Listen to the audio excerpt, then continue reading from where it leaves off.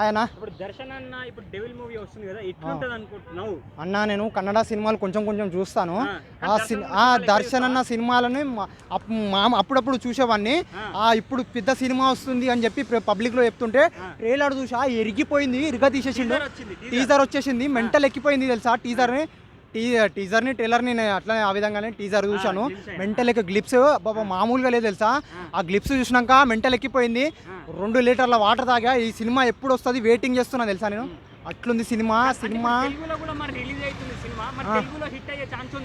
నేను ఫస్ట్ కెనడాలో చూస్తా, తర్వాత తెలుగులో చూస్తా. 2 సార్లు చూస్తా. దర్శన్ అన్న కోసం 2 సార్లు కాదు 100 సార్లు చూడనికే రెడీ.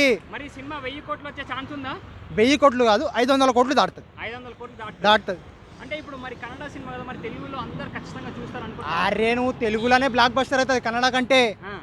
దర్శన్ అంటే హమారే దర్శన్ అన్న లుక్ చూస్తే ఆ కట్ అవుట్ అబ్బాబా మా ప్రభాస్ అన్న ఆ పెద్ద పెద్ద హీరోలను ఊహించుకున్నట్టు అనిపిస్తుంది తెలుసా.